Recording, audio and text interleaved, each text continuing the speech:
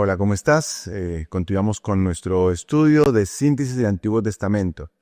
En el módulo anterior comenzamos a ver Primera de Reyes y éramos acerca del rey Salomón, ¿no? De cómo en sus inicios él comenzó siendo un joven que realmente amaba a Dios, que él adoraba a Dios y también agradó a Dios con una petición muy especial, ya que Dios le dijo: pídeme lo que quieras, que yo te voy a dar. Y él pidió sabiduría, sabiduría. Y como pidió sabiduría, Dios le dio también, aparte de la sabiduría, le dio riquezas y fama. Me gustaría decirte que la historia de Salomón continuó así, terminó de la mejor manera, ya que era un hombre muy sabio, pero lamentablemente él perdió su sabiduría. Él dejó de lado lo que realmente importaba. Y aunque comenzó eligiendo lo espiritual antes que lo material, vamos a ver que a través de los años fue eligiendo también los excesos antes que la moderación. Él comenzó a buscar en su vida excesos y basta con leer Eclesiastés y te das cuenta cómo él fue en una búsqueda de cosas. Él buscaba en el conocimiento, buscaba en sus construcciones, buscaba en el placer. Él fue buscando, buscando, buscando y realmente no encontraba, nada lo satisfacía. Y se pueden ver esos excesos en este relato de Primera de Reyes. Si con tiempo puedes buscar en capítulo 4, menciona acerca de su dieta y te das cuenta que realmente era exagerado lo que se consumía por día en esa dieta. También en las construcciones, como dijimos antes, él tuvo el privilegio de construir el templo para el Señor. Realmente era algo muy importante. Y él puso lo mejor de lo mejor para edificar este templo. Y dice la Biblia que él tardó 7 años en terminar de construir el templo. Y fue un edificio majestuoso.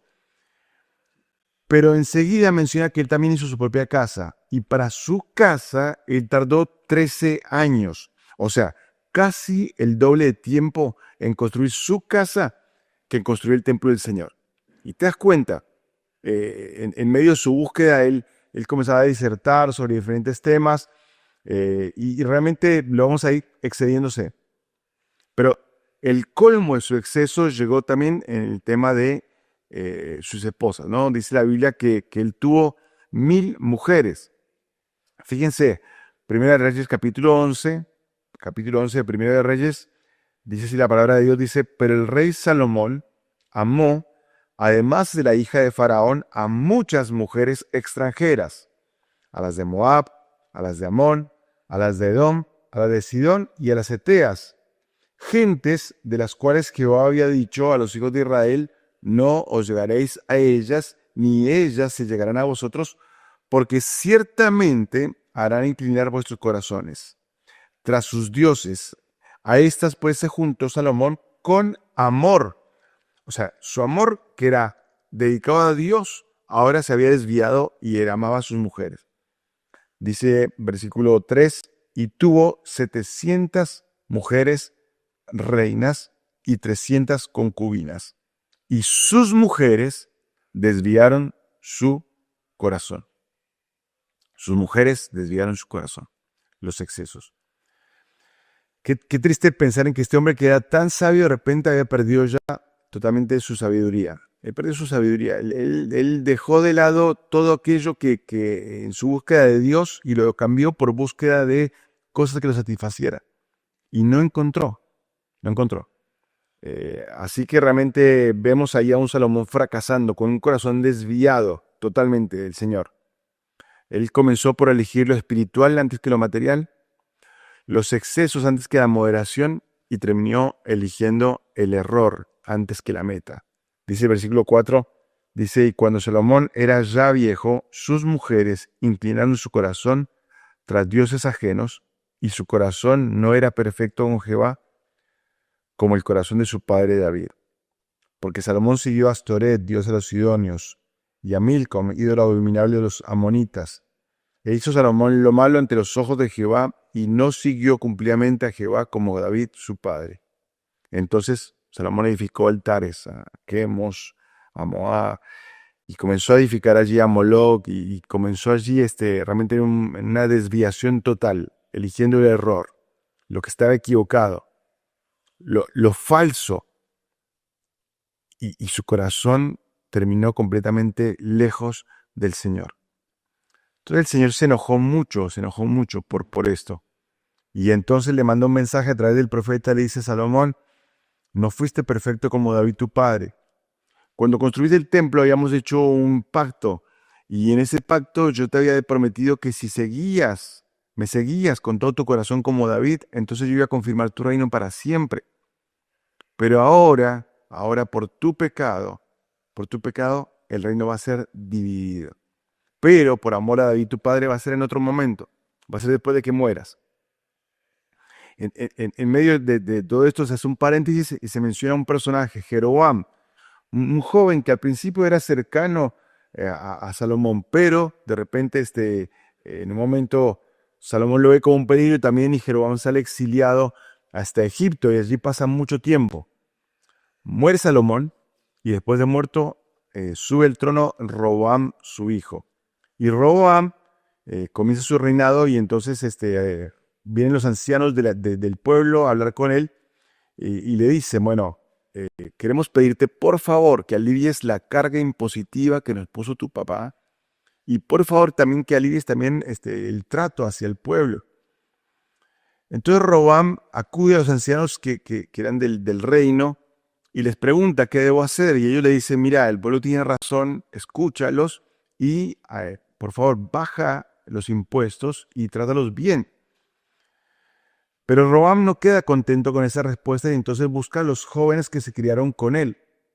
Y al buscar a estos jóvenes, los jóvenes, siendo inmaduros, inexpertos, le dicen: no, vos tenés que responder diferente. Tenés que decirle que van a tener más impuestos, pero aparte que el dedo gordo de Roboam era más ancho que el lomo de su padre. Y si el papá los castigó con varas, él los iba a castigar con escorpiones. Y entonces Roboam le gusta ese consejo y va al pueblo y le da esta respuesta. Entonces los líderes del pueblo, dirigidos por Jeroboam, que había vuelto de Egipto, dice: bueno, no tenemos nada que ver con la casa de David, Israel sus tiendas, y a partir de ese momento, el año 930 a.C., el reino queda dividido. Entonces queda por un lado el reino del norte con 10 tribus, y por otro lado el reino del sur con 2 tribus, la tribu de Judá y la tribu de Benjamín. La capital cambia. En el reino del sur permanece Jerusalén como la capital y el lugar de adoración, pero en el reino del norte queda la capital Samaria allí. Y el lugar de adoración se divide. ¿Por qué? Porque Jeroboam dijo: bueno, si la gente de mi reino va hasta Jerusalén a adorar, posiblemente sean de vuelta como deseosos de volver a ser parte del reino del sur. Y entonces él dice: no, voy a poner 2 lugares de adoración. Y pone uno en Samaria y el otro lo pone en Dan, al norte. Y en esos lugares de adoración coloca un becerro de oro en cada lugar. Ahora, ¿te suena conocida la historia? Claro. ¿Se acuerdan? Éxodo capítulo 32, cuando el pueblo, viendo que Moisés no descendía del monte, decide hacer un becerro de oro para decir: Israel, esto es el Dios que te sacó de Egipto. Pero ¿de dónde sacó la idea Jeroboam? Bueno, acuérdense, él estuvo en Egipto un tiempo y allí vio la adoración a Apis, y entonces él decidió reproducir esa misma adoración. Es la influencia del mundo en el reino del norte. Y allí edificó un altar, y allí en ese altar Jeroboam empezó allí a ofrecer holocausto. Y dice la Biblia que Dios manda a un profeta que llega hasta allí, hasta este lugar, y le dice a Jeroboam, mira, realmente se dirige al altar, y le dice que ese altar va a ser destruido, y como señal, dice, el altar se va a quebrar, y alguien va a poner huesos allí para profanarlo, huesos humanos para profanarlo. Esa profecía se cumpliría 300 años después, bajo el reinado de Josías. Pero allí Jeroboam escucha esto y se enoja, y entonces dice: atrapen a ese hombre. Y cuando dice así, su mano queda petrificada. Y entonces Jeroboam ruega para que pueda ser restablecido, y Dios lo escucha. Pero Jeroboam no se quebrantó, no, al contrario, él siguió con su soberbia y con su deseo de hacer cosas a su manera y no a la manera de Dios. Ahora es triste porque el reino dividido fue realmente un tiempo de muchas luchas internas. De hecho, En el reino del norte hubo 9 dinastías diferentes, o sea, 9 diferentes familias fueron reyes allí, y con 19 reyes hasta el momento de su deportación.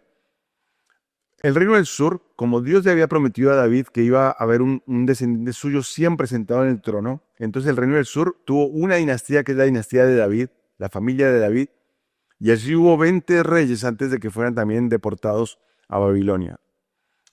La historia va a marcar claramente que el reino del norte duró 240 años hasta que fueron llevados cautivos por Salmanaser a Asiria en el año 722 a.C. Mientras que el reino del sur duró unos 395 años hasta que fueron llevados cautivos por Nabucodonosor a Babilonia en el año 586 a.C. Entonces allí está y comienza en este relato bíblico a mostrar cómo a cada rey del norte, del sur, y comienza a contar sus historias, y te vas a dar cuenta que el reino del norte, todos los reyes fueron malos, todos malos. Pero el reino del sur, algunos reyes eran buenos, otros eran malos. Realmente fueron más los malos que los buenos. Pero Dios mantenía su fidelidad hacia su pueblo. Y de hecho por eso levantó a los profetas, para que advirtieran al pueblo y le dijeran al pueblo que las cosas estaban mal hechas. Dios levantó profetas que iban a decirle al pueblo: basta de pecado, vuélvanse al Señor. Tanto en el sur como en el norte el Señor siempre fue fiel, siempre fue fiel. De hecho, el personaje central que aparece allí en los últimos capítulos de Primera de Reyes, desde el capítulo 16 o 17 hasta el final, es Elías, el profeta. Un hombre que se nos dice poco de él, se dice simplemente que era tisbita, y dice que de repente él se encontró con el rey Acab, que fue realmente un rey perverso, muy malo, y su esposa Jezabel era todavía peor que él. Y entonces aparece allí Elías delante de él y le dice: vive Jehová delante cuya presencia estoy, que no habrá lluvia ni rocío hasta que yo ore. Y dice la Biblia que fueron 3 años y medio de sequía total. Entonces Elías sale de la presencia del rey y Dios lo lleva hasta el arroyo de Querit. Y allí en el arroyo de Querit dice la Biblia que él era alimentado por cuervos que le llevaban pan y carne. Pero después de muchos días el arroyo comenzó a secarse, y entonces Dios le dice a Elías: bueno, Elías, levántate y ahora ve a Sarepta de Sidón, y allí he preparado una mujer viuda para que te alimente. Ahora es interesante porque en Sarepta era la tierra de Jezabel, de la enemiga del pueblo, de la enemiga de Elías. Y sin embargo Dios le pidió que fuera para allá. Y allí se encuentra con esta viuda que estaba levantando unas maderas para con lo último que le quedaba de harina, preparar comida para ella y para su hijo, y después de eso morirse, porque no había nada más para comer. Llega Elías y la llama, le dice: tráeme algo de comer. Y ella dice: no, me queda solamente para mí y para mi hijo. Y Elías le dijo: mira, tráeme por favor, porque Dios ha dicho que no iba a escasear ni la harina ni el aceite hasta que vuelva a llover. Y fue así. Ahora, qué curioso, ¿no? La forma en que Dios provee para su siervo, ¿no? Pudo haber sido a través de cuervos que realmente de una forma milagrosa les llevaban pan y carne a Elías. Milagroso porque el cuervo es un animal de carroña y se hubiese comido la carne perfectamente o el pan. Y sin embargo, les llevaban pan y carne a Elías. Milagroso porque frente a una mujer que realmente era viuda, pobre, y sin embargo allí esta mujer pudo proveer para Elías. Y vamos a avanzar en la historia. En el capítulo 19 vamos a ver cómo también en un momento también clave un ángel también les lleva comida a Elías. Es que Dios siempre es así. Dios puede proveer de muchas formas. Dios provee de muchas formas. Pueden ser cuerpos, o sea, gente que ni pensamos que pudiera ser, lógico que lo hiciera.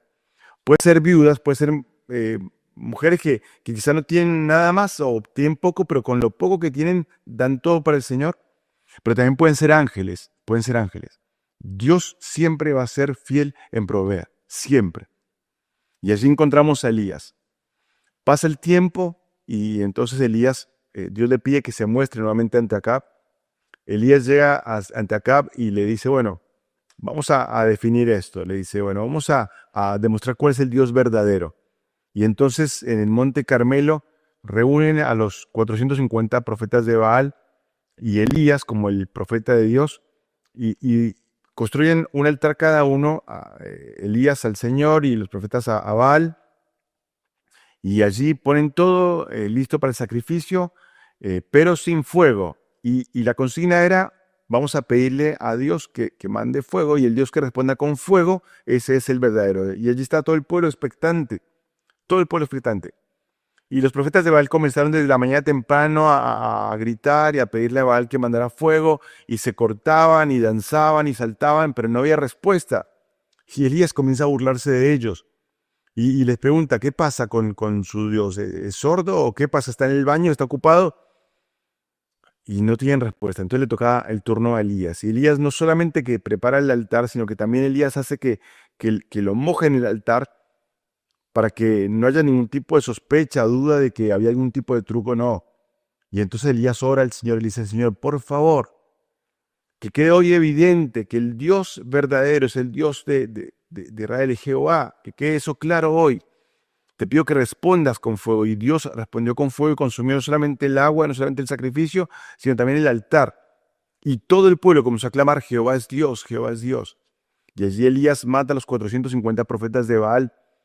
Y entonces ora y viene la lluvia. Pero, Jezabel, que te dijo que era muy mala, Jezabel escucha lo que pasa y entonces envía una amenaza. Le dice a Elías, Elías, mañana a esta hora también voy a cortarte la cabeza a ti.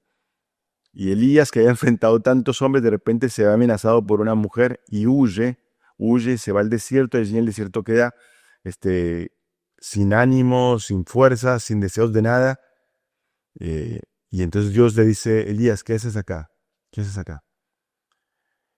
Y entonces Dios lo levanta y le dice, bueno, Elías, tranquilo, yo te voy a llevar conmigo, pero antes tiene que cumplir ciertas cosas. Y va dándole órdenes para que confirme un rey, para que vaya hablando con diferentes personas y también para que elija a el que lo va a suceder. En este caso iba a ser Eliseo. Y Elías lo llama a Eliseo para que sea su siervo. Y la historia de Primero Reyes termina con Acab, este rey malo, perverso, inmaduro y caprichoso, que Dios le manda un juicio y le dice, mira, Acab, vas a morir, van a morir todos tus hijos, y también Jezabel va a morir de forma violenta, porque ustedes fueron personas muy, muy malas, y eso se iba a cumplir más adelante, ¿no? Entonces, vemos cómo esta nación pasó a ser una nación realmente que era poderosa e influyente, cuando era obediente a Dios, a ser una nación realmente pobre y realmente sin vida, sin ese avance que tenía por su desobediencia. Es tremendo porque cuando Dios hace el pacto con Salomón, le dice, Salomón, lo que tienes que hacer es andar como anduvo David, tu padre. Pero Salomón no anduvo así, y realmente después sus hijos tampoco anduvieron así, porque nosotros somos tan imperfectos y ni siquiera podemos llegar a seguir un modelo humano como el de David. Y aún así fallamos y fracasamos, ¿no? Fracasamos. Eso es Primero de Reyes. El bosquejo resumido es capítulo 1 al 10, el Reino Unido bajo Salomón, y capítulos 11 al 22, el Reino Dividido. El Reino Dividido. Qué bárbaro, ¿no? Qué historia tremenda, ¿no? Como una nación que era tan poderosa y sin embargo, al desobedecer y al dejar de buscar a Dios, terminó realmente muy mal y dividido por completo. Así que bueno, esto fue Primero de Reyes. Vamos a continuar con nuestro estudio en el próximo módulo.